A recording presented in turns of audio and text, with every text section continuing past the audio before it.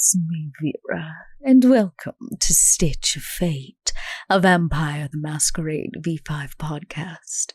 Since we'll be portraying vampires who have left their mortal lives behind, expect that we're going to do bad things that deal with difficult themes and content meant for an adult audience. This content may include, but is not limited to, body horror, drug use, murder, gore, extreme emotional situations, and graphic images.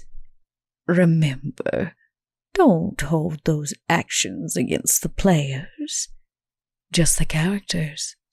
Take care of yourself, mortal, and take a break if you need it.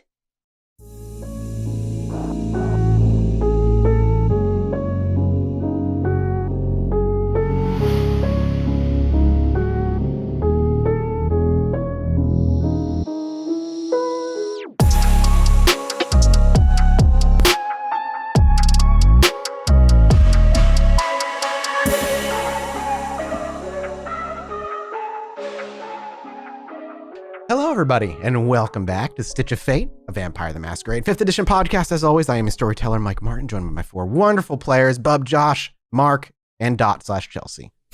Dot's P Chelsea. Wow. You learned that slash means pee, take a piss or something in England, so there we go. You're catching on. I'm doing the best that I can. I am catching on. I want to know the root cause of it being called slash. Yeah, me too. I think because it slashes through the air, you know? Oh, Yeah, I was thinking like a laser sword. Yeah, just like a little action. You know, I live in Canada, so you know, snowbanks and peeing outside and you know, everybody's you draw your name. That's true. Yeah. New England, over here every once in a while. That's probably it. Well, there's no need to recap because we only going to do that once every few episodes. So we're just going to jump in. Let's rein it in, and we will pick up on a dark road, with the street being illuminated by soft orange lights and minimal traffic as most of the cars are parked for the night on both sides. We watch as Sean walks into frame from behind, and the camera trails down behind him about a foot as he watches very similar, almost identical brick houses lined up next to him, one after the other, somewhere in the boroughs where people are sleeping and living their, you would call, typical suburban lives here in New York. And as you watch and count, you know which one of these belongs to Mr. Larson, the Thin-Blood Primogen. You know because you've been brought here. It seems that most Thin-Bloods are brought to his home directly after they've been found or embraced. At least that's what you've heard. That to the detriment of him, but to the care of no other kindred in the Camarilla. He lives with his wife and child, and lives a relatively normal life as far as you understand, outside of the Camarilla. And as you watch and walk, can I get a wits awareness from you, please, Joshua? I got one. And Sean continues to walk, unknowing of what may or may not be watching him. When you see in the distance, 31, 32, 33, there should be the house. And as you look, the outside light is on, and you see a figure, actually, standing on the 3 stairs that lead up to the front door. And as you grow closer, you realize on the other side, on the inside, that's Mr. Larson. You recognize the shaggy beard and the short brown hair and the tired look under his eyes. But the one he's speaking with, you can only see the back of. Long black hair from the top of his head flows down past his shoulders near his waist. A long dark trench coat that covers his shoulders down to his knees before the conversation seems to abruptly finish. The man spins around and you recognize this face. It was one of the very first faces you saw on your nights here in New York. The Sheriff, Kadir. He takes a couple steps down from Mr. Larson's home, Mr. Larson watching him make his every move, and Kadir turns and begins to walk your way down the sidewalk in your direction. You remember Kadir well. While he is an exceptionally beautiful-looking man, the fear he struck in you on that night is something you cannot forget. No. Sean straightens up, as he normally does around full-blood kindred, and finishes off his blunt, flicks it into the road, and just kind of stands to the outside of the pavement on the roadside to just get out of Kadir's way. So you want to be out of his... You want to hope he doesn't see you. He's not going to try and hide. He's just going to be Okay. out of the way. As you very obviously kind of step off the sidewalk, and you don't make a show of it, of course. Sean's not like, cartoonishly running out to the side. But he is, like you said, nonchalantly, you kind of take that last big drag, flick it as you blow out the smoke, and take a look around and just try to move out of his way. I'm going to make a roll real quick. As he walks by you, you realize that your eyes do indeed meet as his eyes flick over to you, and they lock. He continues to walk. He doesn't stop. And his eyes follow you until he walks by you, and then they snap away, and he continues to stride past. As you look up from that uncomfortable gaze, you realize Mr. Larson is still standing in the doorway, watching him leave. Wits awareness. Or wits insight. My apologies. Wits insight. Oh, that is marginally more in Sean's ballpark. 2 successes. You can't tell exactly, but Mr. Larson certainly seems uncomfortable, at the very least, the way he's postured in his doorway and the way that he seems to not break eye contact with the leaving sheriff. Very unaware that you're even there, as far as you can tell. Sean's going to, once he's hearing Kadir's footsteps like disappear into the distance, he's going to pick up his pace and head towards Larson pretty directly. As his footsteps begin to disappear and you no longer hear them and you make your way on the sidewalk, eventually, as the door is getting ready, he breaks his sight and he's going ready to shut the door. He does actually break his gaze and catch eyes of you, and just as the door is about to shut, it stops for a minute and you see a very visible, exacerbated sigh. Frustration, maybe, as he leaves the door open at that crack and clearly waits for you. Yeah, it's me. I step up the stairs and go to the door. As you make your way up the stairs and it's clearly you're going to see him and you're not just passing by, he actually steps out of the door and shuts the door behind him, as well as the screen door that sits out front. It kind of shudders with a clatter as the aluminum metal struggles to click shut. But you have his full attention as you walk up the stairs. Kid, yeah, well, early night, how can I help? You seem a bit rattled. You right, mate? It's been a busy night already, and the night is young. Yeah, So, well... spit out. He kind of cuts himself off. Can you just spit it out? What do you need? Oh, sorry. No, it's Drac Pack wants to have a chat. He raises an eyebrow. I thought everything was taken care of. Yeah, seems like we've done more investigations or whatever, and they want to fill you in. So you came to me with improper and incomplete investigation and continued to investigate after presenting me with what little information you found? That seems rather, unprofessional. Yeah, I wouldn't take it too personally. No one fucking trusts anyone, so I don't know. Oh, no. And he kind of actually gives, he loosens up. It's not personal. It's just, why would I want to work with you again? And he gives a grin. Because we're really nice. He shakes his head. Well, either way. His kind of jovial demeanor kind of goes back to a more tense, frustrated manner. All right, well, you didn't finish the fucking job and you have more info for me. Why do I need to do... Look, I got a busy fucking night.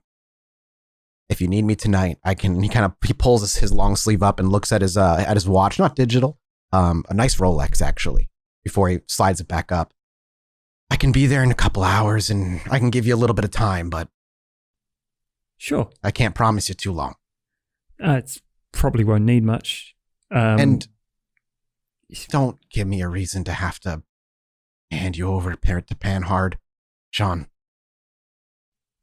There ain't no reason. I'm here out of the kindness of my heart. Most people who want to close on a deal, they come with every bit of information that they have, not a half-assed attempt and then come back later if they find more. It's bad business, Sean.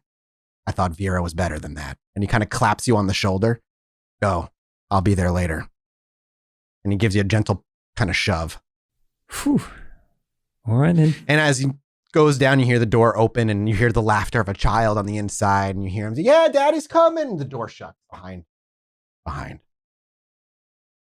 Sean, where do you just immediately start heading back to the club?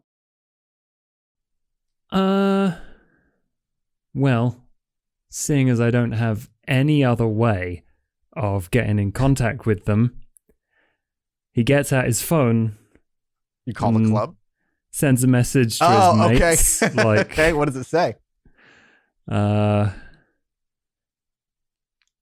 got reason to celebrate. We should hang out.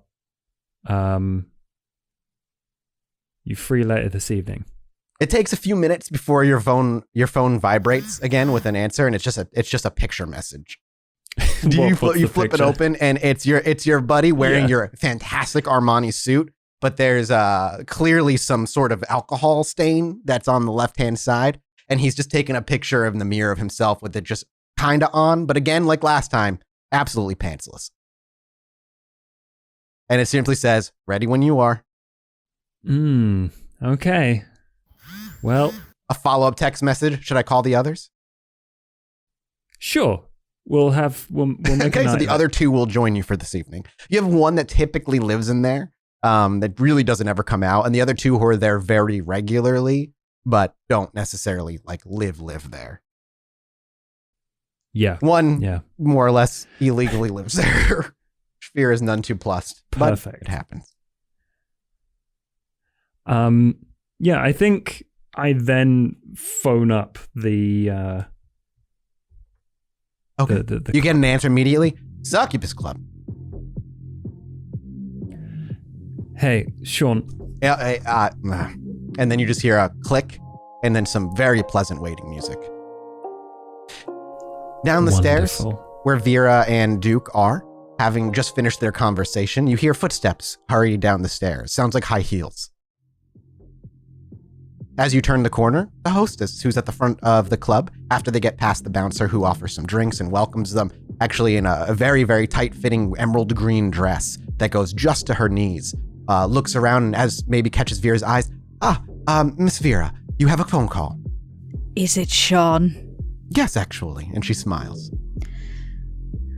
I'll take it in the back room. She simply nods and smiles and then heads back upstairs. Do you make your way to the back room, leaving Duke? I guess so. I imagine there's some. Yeah, you can, wherever you end up going, there's probably like you said, downstairs, you have like kind of your own personal area that you go to, and there's a little phone that has a light blinking on it. But it is a rotary phone. It's like a fancy one with a red light in the center. Yeah, it's like a proper landline, and yes. All right, I have delivered the message. Larson's going to be there in a couple of hours. Not a happy bunny, that one. He's looking kind of stressed. Sheriff was there. Good deal. Went to see Larson. Apparently. All right, well, that is important information. I guess you can go piddle off now. Yeah, You're also welcome to come back and meet with Larson. He seemed kind of grumpy that we didn't deal proper. He's also hiding information. It doesn't help to keep information from a private investigator when they are trying to solve your problem. Okay, well, you can tell him that, I because will. he's already pissed off at me. I'll catch you later. And then Have the fun, phone just Sean. hangs up. Clatters the rotary phone back on its hinge. And the two of you make your go your separate ways as Sean will eventually make his way back to the club. However, the camera hard shifts, the city blurs, and we find ourselves in a darker area. A flickering light illuminating a bunch of cars parked and a bunch of empty parking spots between each one. We can hear the busy road outside and a distant siren screaming. And instead of following our gaze upon any particular humanoid-looking person, instead we find our bat-like companion Max, somewhere in the shadows, having recently crawled out of a nearby manhole. We are, in fact, near the hospital, near where you send your beeper message to your contact here, a ghoul by the name of Sam. He got your message a little while ago and said he'd be there. He's always shows up and is almost always on time. And this particular night, as you peer around the corner, you can see the shadow of a human silhouette near the area where you typically meet. Okay, I'll probably have maintained Cloak of Shadows. And once he's there and I've determined that we are alone, Max will do his typical reappearing thing somewhere probably behind him. Sam is almost always forced to wait. He knows this.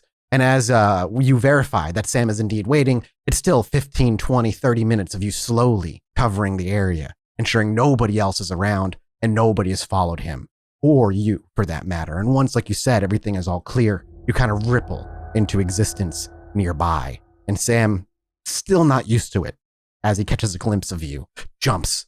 God, that shit scares me, man.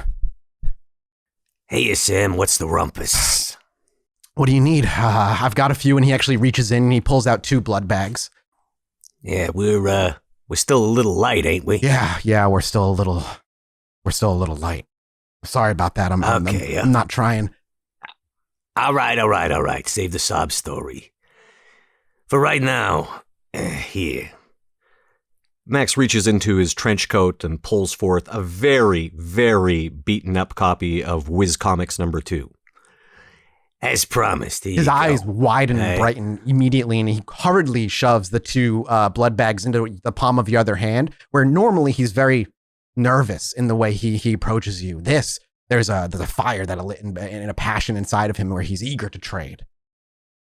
Yeah, now be careful with that. I know it's in crappy condition. It's probably not worth much, but it's got sentimental value. He very gingerly plucks it from your hands with his index and thumb from both, and very gently begins to flip through what pages he can. Again, you can see him just consuming it with his eyes. Yeah, I had that particular issue with me in the trenches. And now you probably think this guy's called Shazam, but his name is Captain Marvel. He says Shazam to turn into Captain Marvel. Wow. There's not like a lawsuit for that? And he looks up to you. Yeah, it's a long story. Anyway, enjoy. I'm seriously, thank you. I never took you for one who would enjoy this kind of thing. And he just continues to flip through.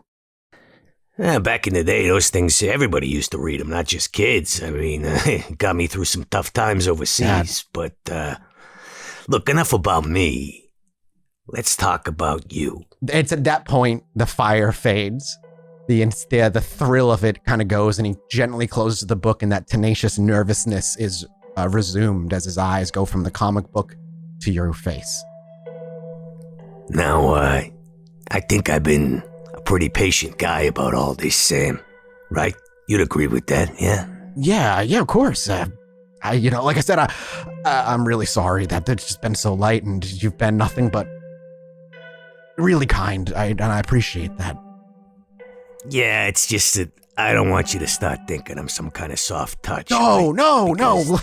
Because that's how misunderstandings start. I am not. We don't want any misunderstandings. No, God, I'm just a simple man. I try to bring, like life to the streets of New York. I save lives. I don't want to hurt anybody. More, especially you. Yeah, you're doing a real civic duty there, Sam. But you got other responsibilities too. You got to remember that. How long you been with me now? What, 5 years? Oh, wow, it's been that long? God, time flies. Yeah, well, you wouldn't know it by looking at you. I mean, you haven't aged a day, have you? No, my girlfriend loves it. Yeah, I'm sure she does. But that little gift I gave you comes with responsibilities that have to be fulfilled, Sam. I had another guy here at the hospital for about 5 years before I met you. He didn't work out. What happened to him? He didn't work out, Sam. And it wasn't anything personal. I liked the guy. I like you. But we gotta understand what the ground rules are, right? Yeah. Yeah. Okay. Wits insight, Mr. Maxwell. With one success, well, you don't know for sure. He's definitely acting way more nervous, at least, than normal. Even when you've threatened him in the past, he almost always immediately cows to you. But here, he's a little standoff. Hey, he'll know when I threaten him. Fair enough. That was a very friendly reminder of his responsibilities. Put it this way, Sam is a very nervous man. And even things that Max might not even intend as quote-unquote a threat, he kind of reacts to. For whatever the reason, though, he's definitely a little bit more standoffish tonight than he normally is. If you don't mind me saying so there, Sam, you seem a little squirrely. Oh, it's just been a long 3 nights. I've had maybe like 4 hours total of sleep, you know? Well, you gotta need your rest, Yeah, right? I gotta, but the streets in New York don't sleep, you know? City never sleeps kind of thing. Yeah. Well, maybe you need to look at finding a little balance in your life, you know? Because like I say, you've got other responsibilities that need to be fulfilled, and you gotta take care of yourself so you can fulfill them. Yeah. I mean, Max, yeah, you're right. Next time you see me, I'll have your regular stash.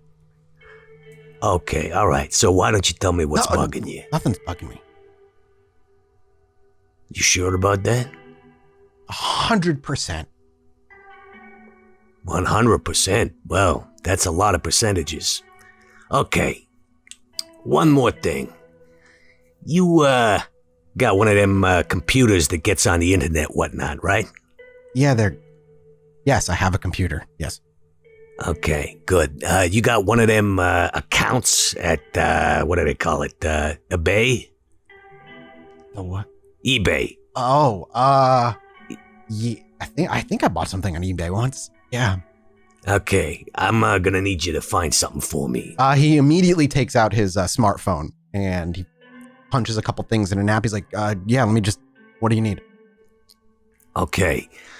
Back in the early 70s, there was this Hanna-Barbera cartoon called the Drac Pack. He looks confused and then kind of begins typing in. You hear the telltale sound of like pop, Hey, pop, pop, pop as he's plugging. It's kind of obscure, but it has its fans. All right. What I need you to do for me is get a hold of a vintage t-shirt that says Drac Pack on it. All right. Is that it? Yeah, I want a t-shirt. Hang on a second. It's a gift. It's a gift for a friend, all right? Yeah, and he simply says, hang on a second. And he actually just immediately begins to pluck away into his phone. He's like, yeah, okay, these are cheap. That's fine. Okay, how much is it going to be? Oh, this one right here? Oh, this one's in good condition. It's like $40. 40. Okay, let's call it 50. Buy yourself something nice. Yeah, sure. And he just keeps plugging away. He's like, yeah, is that it? Yeah, no, that's fine. I just want to show. May I ask you a question, Max? Yeah, what? Why can't you do that? Because I don't got a computer, because it would be a bad thing for me to have one, because it's against the rules. Didn't know there were rules. Yeah, well, there are. You know, I don't want to know anymore.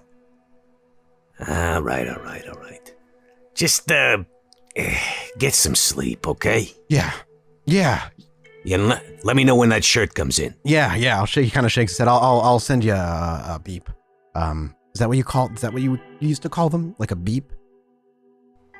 I don't know. I these things are relatively new to me. Every time I turn around, there's something new. Oh, yeah. All right. Well, yeah, I'll reach out. Thanks. I think Max, just thank you for understanding. Yeah, just remember there's limits to understanding, right? Right. Yeah, I want that to be your takeaway from tonight. Yeah. I wouldn't. Whoever your last person was, I promise I cherish this more. I can save more people because of you. So, thank you. Okay, yeah. Enjoy the comic, huh? As Max kind of just nonchalant is like, all right, enough of you, and gives him the wave. Do we see him ripple into nothing again? Yeah, he's probably going to obfuscate to get out of there. And as he disappears again, you hear Sam in the background. That's wild, man. And he begins to walk away. Because your highest is potence, correct? Actually, my highest is my very highest. Oh, your is very obfuscate. highest is obfuscate. Okay. So actually, he would either be able to. He'd probably be able to walk silently. He is your ghoul, after all. Mm-hmm. So, from there on, would Max just begin to head back to the club? Then everything taken care of. Yeah, I think so. Okay. That was his errand for the day. Sure. A little something going on with Sam, but can't quite pin it down yet. But after a little bit of walk, we'll say everybody reconvenes again.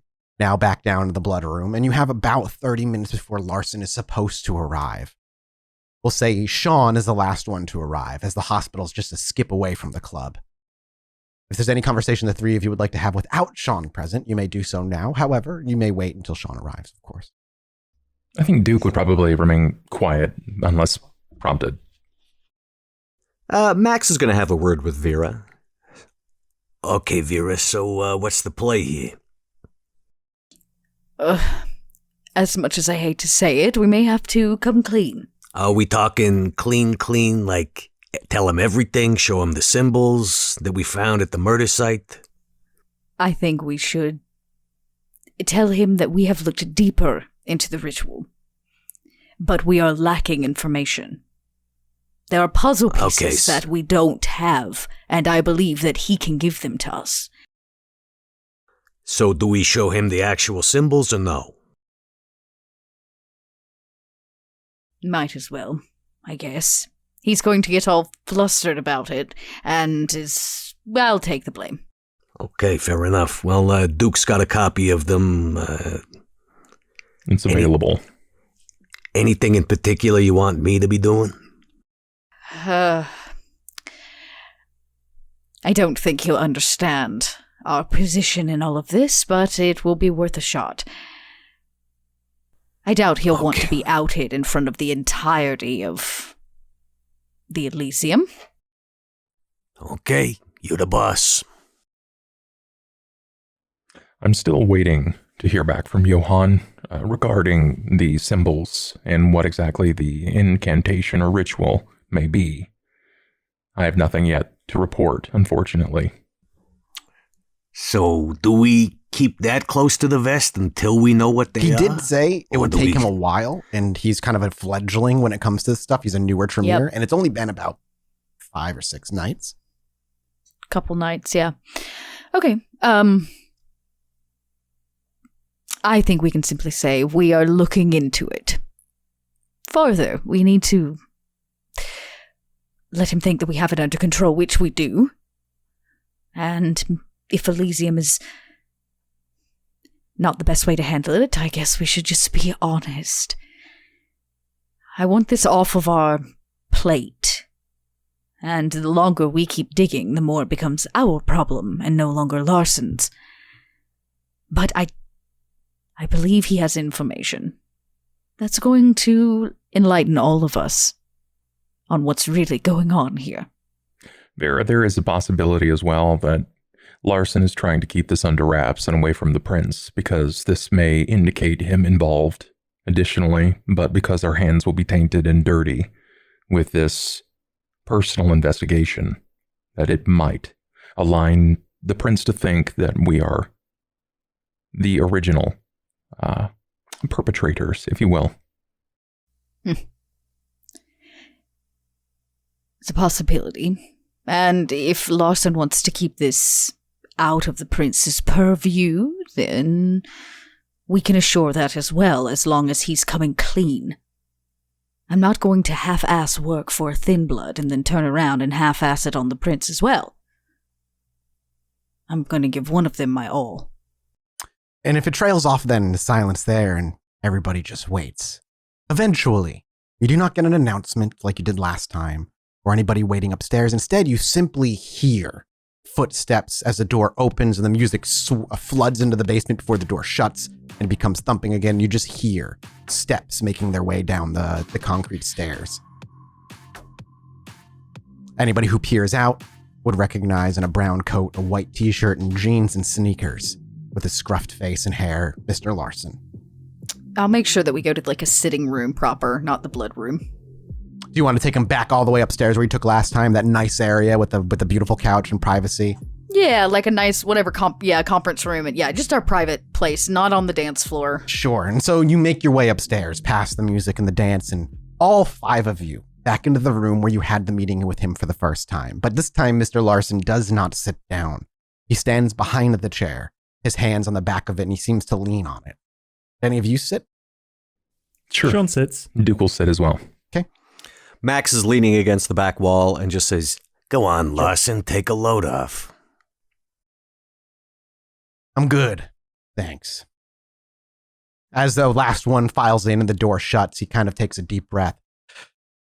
So, Sean made a visit to my home tonight, and let me know that the 4 of you, well, I guess I just don't have the patience to be nice tonight. Half-assed it. You didn't finish your investigation, and now you have more that you want to tell me. Isn't that right? And he looks over to Sean. I think you took it a bit far. We just have new knowledge now. Yeah. We'll be sharing. Yeah, that's right. There've been further developments in the case, like they say, right? Then humor me. What are these amazing further developments that you've discovered? Before I can tell you about our further developments, I'd like to be candid with you, Larson. Please. You asked us to investigate a situation. I did. We did. We also cleaned it up. In doing so, we found probably more than we bargained for. It was out of our purview, understanding, and we have dived in deeper.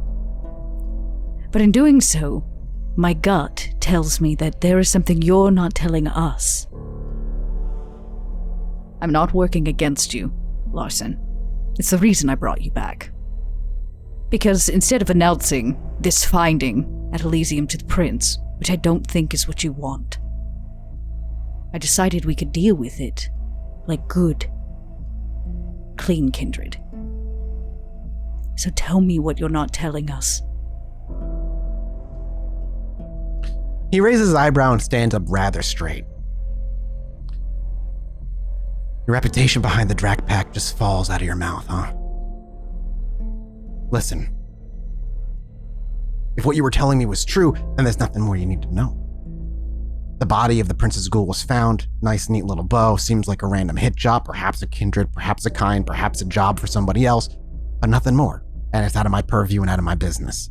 You take that reward, you hand it up with the prince.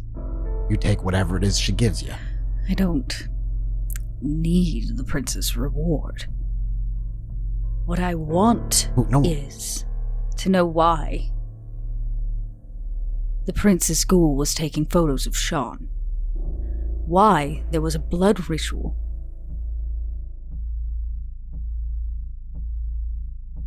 He stops. When you bring up the watching of Sean and then a blood ritual, you watch as his facial expression change from frustrated to wits insight. So just wits then. For Maxwell, just one. Max is not insightful. 1 success for Vera. 1 success for Duke. 2 successes for Sean. And 2 successes for Max. Nice. You all watch. It's not hard to tell. His facial expression very drastically changes from frustrated to what you might, it's subtle, you might prescribe as fear. Yeah, so you see what we meant by new developments, yeah? So what you're telling me is that you went to this crime scene and it wasn't there before, but now suddenly there's blood ritual evidence? We're smart. We figured it out later. Yeah, we thought it might just be some kind of, crazy person and whatnot. I don't know nothing about blood rituals, about magic. I know about putting my fist through people's faces and out the back of their head. Like I said, it was out of our purview. When we reported to you, we thought it was nothing. Then Do you have evidence of such things, or is we this have you- recorded the symbols. He actually just juts his hand forward. You haven't answered like a gimme. my question, Larson. I can't answer anything until I know what I'm looking at first. It could be just a rogue Tremere. It could be any gestures to Sean, one of our own, pulling tricks. God forbid it's a fucking orphan Thin-Blood fucking murdering people on the streets in New York. My head'll be on a fucking platter if I can't stop them from Mr. doing Larson, that. you have much experience with blood magic then. Is that what you might be suggesting? He actually furrows his brow and shakes his head. No, but Thin-Bloods, we have the ability to dabble in all sorts of disciplines that we don't. And he just gestures to Sean. Have you not? Sean. I told them a little bit. It didn't look like anything I've ever done. Yeah, we just figured you might have a little more on the ball, magic-wise, than our friend here. Can I just see the symbols, please? Show him, Duke. I'll produce the paper. He snatches it from your hand unceremoniously as it crumples in his, and he brings it back and kind of pulls it out. And you watch as he looks at it for a minute. Registration on his head as he tilts his head and kind of follows the halo-like arc before his eyes widen. And without any need for a wit's insight, you realize there's a mark of recognition on his face as he then kind of hands the paper back. Fuck. Yeah, you ever seen something like that before? Yeah. He strolls to the front of the chair and he plops into it. And then he makes a gesture for everybody who's still standing to sit. He leans forward, puts his elbows on his knees, and puts his hand in his head in his hands. His head in his hands, rather. He takes a couple deep breaths before he starts sitting up. All right. Be real. How long have you known? How long? Night one? Known what? Had this, and he just points aggressively at the piece of paper. Yes, since the crime scene, though we were unsure it was a blood ritual until Yeah. probably the night blood after. ritual. And he just kind of slams the table. Would you please enlighten us, Larson? Tell us what I it don't does. know what it does.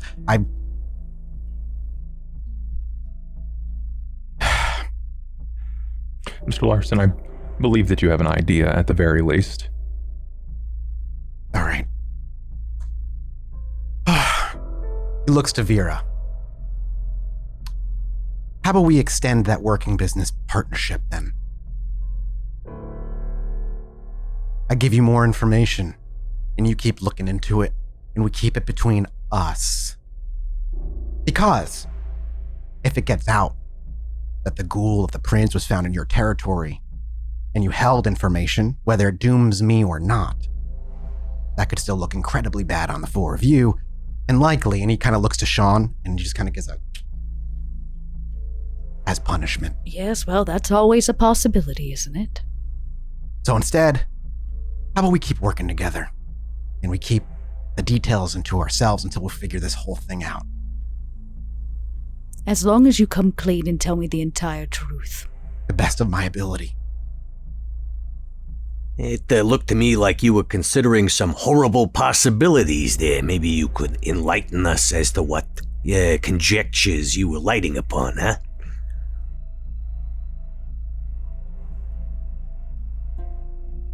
It would explain. Fuck. And he just stands up and he just begins to swear and shout. He loses his composure for a while and he just paces the room. For a while, you just lose him. Even trying to talk to him, you ain't able to get through as he just swears up a storm. And you're not entirely sure if he is losing it to the beast, if he's frenzying, if this is something even Thin-Bloods can necessarily even do, or if he's just angry. But for a while, he turned and he begins to just kind of throw a tantrum before he spins on his heels, points to the paper, and he says, I think that's my fault. What do you mean, your fault? Indirectly, not me directly. I didn't kill anybody. I didn't mean it like that. Mr. Larson, we have killed a lot of people. Look at us. And I gestured to all of us. You know this. We're not going to judge you for killing someone. I didn't kill anyone. Sean. In fact, I refuse. I have not killed anybody, and I will remain as such. Okay. So, you indirectly caused this? Maybe a little less cryptic would be helpful. After he paces a few more times, he sits back in the chair, leans forward. In the 80s, before any of this, before I open my mouth, I need your word. All four of you. I need your word that we are moving forward with a business deal. And this stays between us for your safety and mine. I'll keep it close to my chest. I won't tell anyone. I'll only discuss it with these people here. I want to know that what I owe you, we're square, you know? He looks to you and he just kind of gives you a nod. Yeah. If you do this, we're square. Then I'm in. I'm in. Yeah, okay. I'll keep it secret. I'll keep it safe. Blah, blah. Vera. He actually just kind of looks to you. Listen. You've put my coterie at great risk, Larson. You brought this to our door under the guise of being kind. You want and honesty? It wasn't. It was selfish. If this is shit that I think it is, Sean was already in trouble. Whoa, what?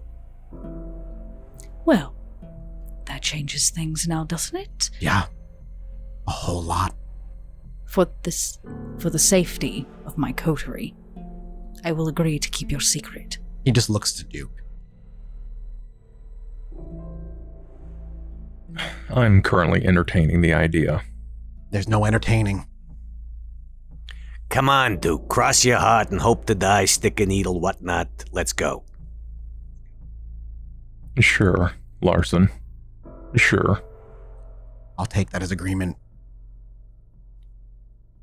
In the 80s, things were different in New York. There was this Tremere girl. Back then. I thought she was a fledgling. I don't know if it's true anymore. Doesn't really matter. Her and I, kind of came onto the New York scene at the same time. Didn't really have a lot of people to lean on. Ended up leaning on each other. She didn't particularly care that I was what I am. Then he looks to Sean. And I was just happy to have somebody on the inside, I guess. Being a friend. Long story short is,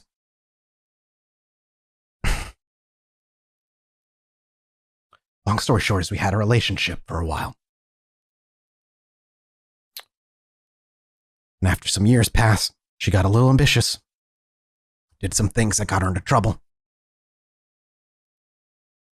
And it kind of came known that I was with her. And it was my job once everything kind of... And when what she had done had come forward, they had tasked me with killing her. And I would earn a seat. And my kind, the grace of Prince Panhard, would be welcome in the Camarilla.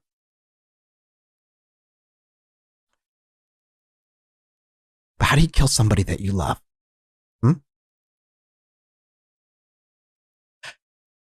How do you look into their eyes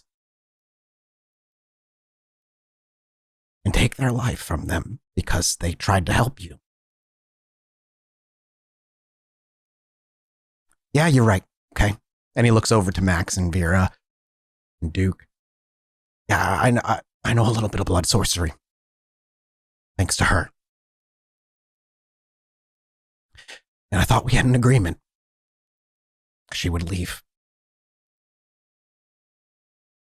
And everybody else would presume her dead. But she is not any of those things, is she? If this is what I think it is, no, I don't think so, because that means she's back. And maybe... No, I didn't kill her. If that's what you're asking. No. So you let her walk, Yeah. and now it looks like she's walked back. Yeah. Yeah, that might be it. If this is her. Why can't you just, like... You can just go and talk to her if you're in love with her. No, you can't. At least it's a bit more humane. Sean, than shut fucking... the fuck up. And he grabs a piece of paper and he places it. These symbols are not a knowable ritual. It's not something that is in the books, at least not as far as I know. The Meer would tell you, but who fucking knows? They keep their secrets locked up tighter than the fucking Nazi gold in Sweden. Whatever. She was working on something in our years together. She was working on a way to make me full.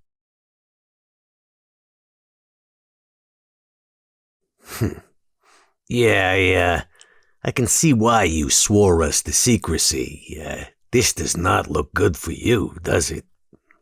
No. Maxwell. To be quite fucking blunt, no, it doesn't. More importantly, it doesn't look good for my family. Because if I get caught and I get killed, do you think they're going to let my family get away? I do not think that, no. So do you see my fucking problem? Mr. Larson, gather yourself, calm down. I appreciate your honesty.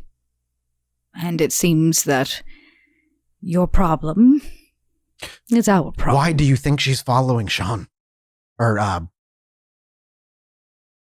interested in Sean? She's following Sean.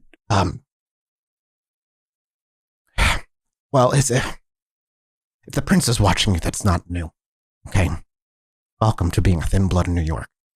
The price to fucking pay. Great.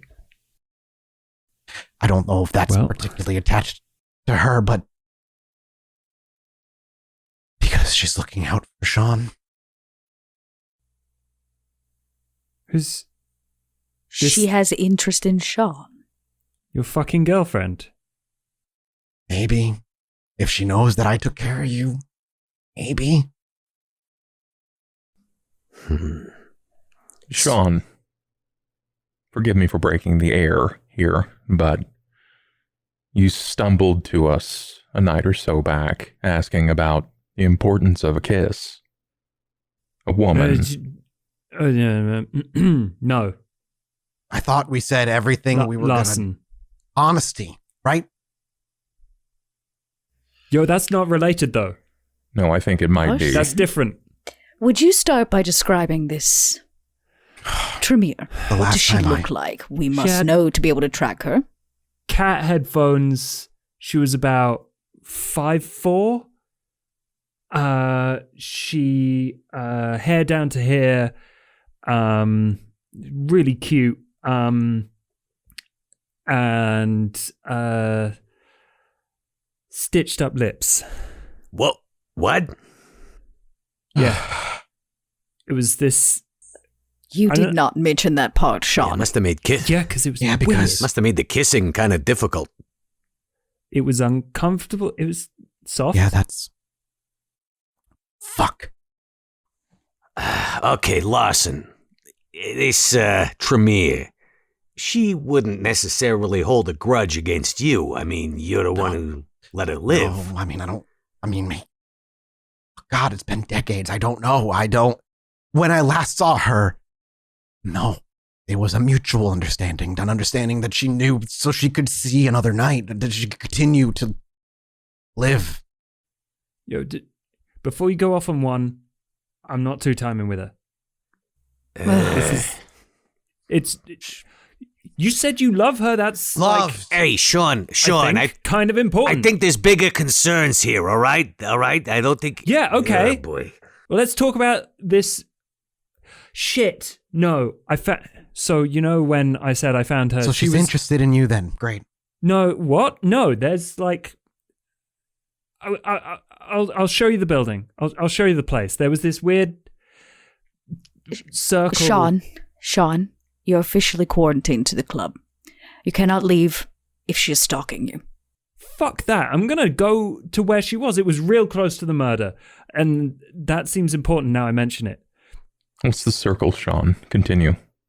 The symbols, he cuts you off. The symbols over the head, the telling you side. Then, Sean, she's the one that killed her. She's the one that killed the ghoul. It's pretty obvious. Yeah, I get that now.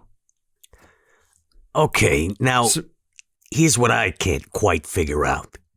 If you're still on her good side, in fact, if she owes you for sparing her life, she's gotta know that whatever she's doing now is gonna cause major trouble for you. I would hope that she understood that. And yet, we find ourselves, and he kind of just gestures to the wide room. Mr. Larson, did this woman, this Thin-Blood, Mia, or Meer, or whatever she happens to be. Call her Mia. Mia. She was supposed to have died, yes? Yes, by law. Was she in love with you as well? As far as I'm aware. Well, this is very simple. There's a lot less of a coincidence here if you just simply think about it. She feels spurned. Mr. Larson, you got to live a very normal life. You had a family, and from the sounds of it, children, and she was cast out. No, that doesn't make any sense because I had You left her behind. I had a family when I was with her. Oh, mate. Well, I was married. The kid wasn't around yet.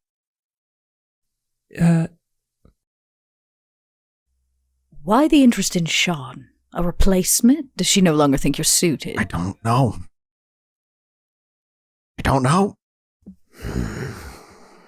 Well, Max, you come with me. I show you where she is. You tear her head off. Job done, right? I mean, you know where she's been staying? I know where I found her. You know where you bumped into her. That doesn't mean that's where she's hanging her hat. No, we went to an apartment.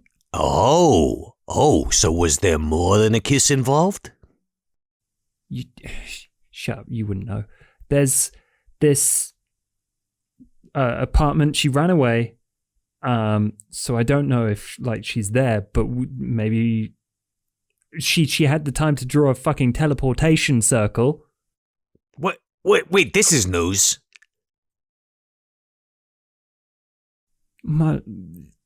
It's not important now. Yes, Sean, it is. I'd say it's, what do you call it, pertinent. Mr. Larson, why would the prince and their ghoul be interested in this Mia figure? More importantly, why would the prince's ghoul specifically be working with Mia? No, I don't think you understand. The ghoul wasn't working with Mia. The ghoul was working with the prince. Mia killed the ghoul. I mean, unless she's working with the prince, but where the ghoul is working with her, but that doesn't... I mean, maybe we're overthinking this. This might just be straight up revenge. I mean, who ordered her death in the first place? The prince. Who did she kill? The prince's ghoul. Maybe she's working her way up to something bigger. Yeah, well, whatever we do, we cannot tell the prince. No. Because that might lead her. Yeah. To this woman, then that'll get me killed, and I'm very fond of me. Yeah, the prince thinks this is still a cold case. I haven't told her that we have any more information or anything. She doesn't know. And... This is not about the prince. This is about love. I have to Not agree. anymore. Not for me, it's not. Well, And doesn't mean it's not reciprocated, Mr. Larson. she wants to be with you, yes? So would she not go out of her way to assure that You were either spurned as she was, cast aside, forgotten, claimed dead, so that you can be together. Or else she'll work to put you in a position where it doesn't matter that you didn't kill her, and that you can bring her back. She just wants to be with you, Larson. It may seem that she may go through any means necessary. As per my immediate recommendation, I would move your There's nothing stopping family. her from knocking on my front door, like Sean did, like Kadir did. Why did Kadir knock on your front door? As I said, I have a busy night tonight. Lots of business. Sure. Well, Primogen. These two things aren't going to clash, are they? let's align all of our coincidences then, Mr. Larson. Yeah, what was this business that Kadir wanted? Primogen Council. I have a meeting tonight if you must know. Okay. It wasn't scheduled. Somebody had to come get me. I mean, Sean, you can take that as you will. You saw his face and saw the way his posture and whatnot changed, but whether you want to bring that up in public or not is entirely up to you. Well, that must be important business then, Larson. Well, Yeah, be whatever it summoned. is, bad though, isn't it? he just looks back at it, looks at his watch before putting it down. Yeah, speaking of, time's running low, so I'm expecting, Okay. and I should be early, Your honesty has been helpful. as has yours. And he looks over to Sean, even if it was like pulling teeth. I connect the dots late sometimes, so fucking... If I may, and he actually looks over to Vera. Not that you would like to take advice from a Thin-Blood Primogen, but if I'm sitting here and he's saying information that's still surprising the three of you, that's dangerous.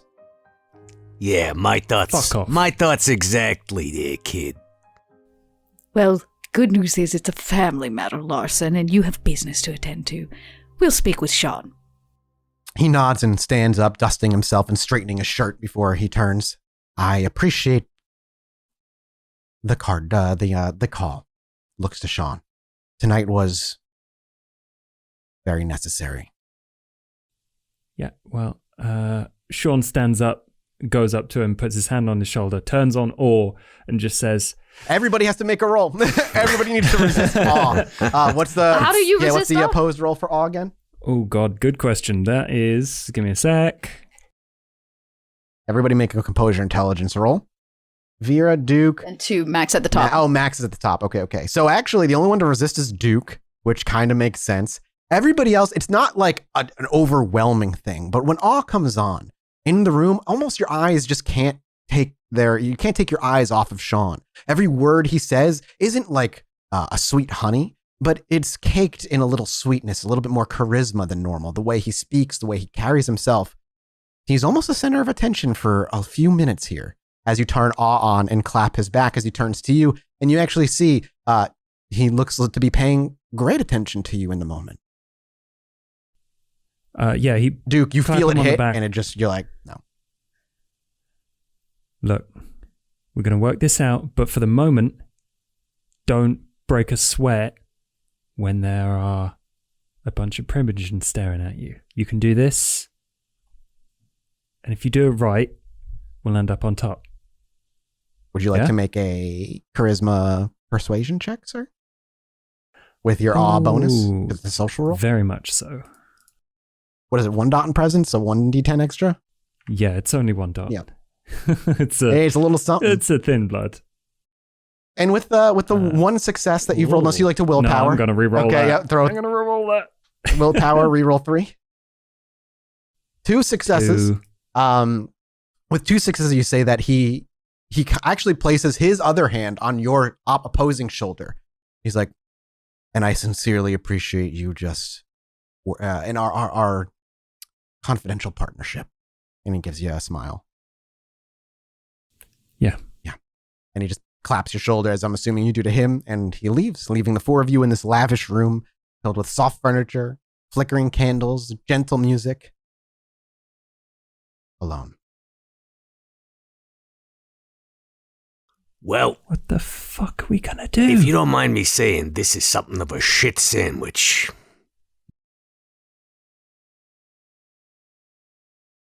Have a seat, Sean. Oh, no. No, I am not the bad guy here. Sit down, Sean. Please. Okay. I drag a chair noisily out and then plop my butt down. As Max has so clearly pointed out, we are faced with a shit sandwich. I'm This is gonna fix it. bad for us. I said us. But you seem to be the center of attention of this Tremere girl. And then use me as bait. I am She going wants to to use you come- as bait, yes, but first I need you to complete something else. We need the Italians off our asses. I want you to stay inside for a few days. Lie low. Ooh. It's I not can out lie of your low. capability. Have your friends or whatever come here, but we need to keep you under watch for a few days. Whatever is going on with the Primogen Council does not bode well, and if it has anything to do with this, we could be in even more of a shit sandwich. Things are easier if I go outside. And then I can deal with your Italian. And if she is looking out for me, then someone's tries to shoot me, she'll jump in front of it or whatever, right? Fine. Max goes with you. Just me and my shadow. You've got to keep you safe, Sean. No more teleporting into young girls' bedrooms. It's less creepy than that, Kay? Says the thin blood who kissed stitched lips. I appreciate certain aesthetics, okay? Oh, brother. Duke, what do you make of all of this? This doesn't bode well for us. And let's be Bodes honest. well for no one. Yes, but how do we clean it up?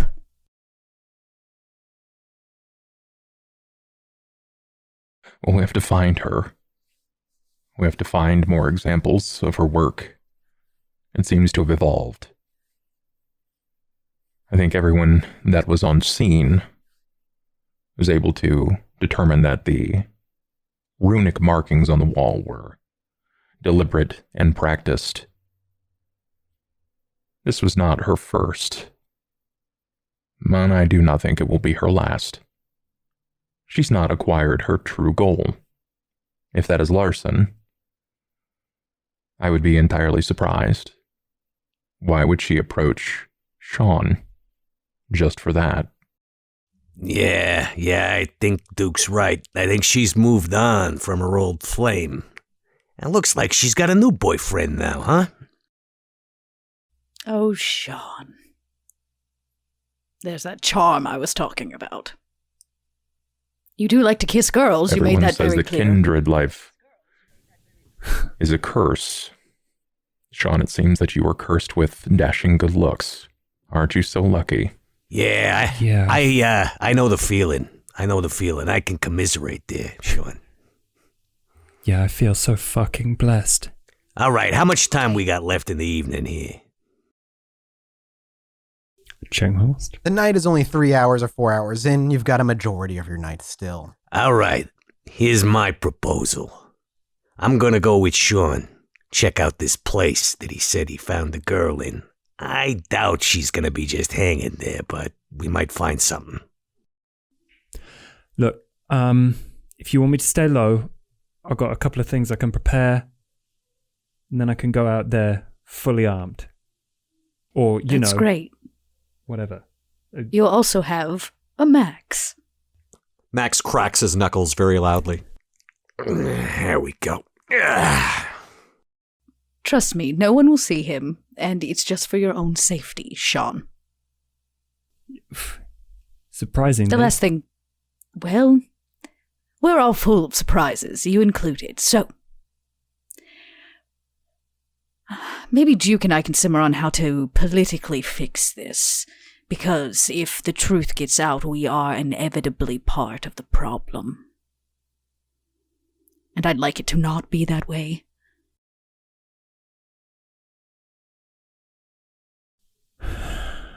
I really just want to get this sorted so we can go back to doing whatever counts for normal, you know? All right. You said you needed to get ready. How long do you need?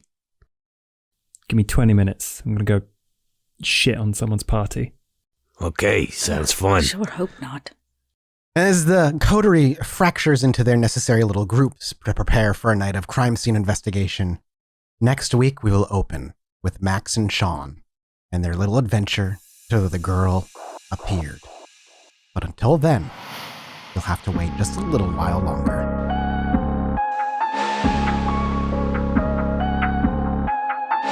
Do me a little favor, would you? Break out that Masquerade Preach in your pocket and follow us on Facebook and Twitter at Pod by Night or Stitch of Fate. Make sure to leave us a little 5-star rating and review, would you? And if you don't, well, I guess I'll just have to send Max after you. Special thank you to Kimberly and Sean Casey for sponsoring this podcast. Stitch of Fate wouldn't be possible without your incredible kindness and support. You sure know how to rouse our blood.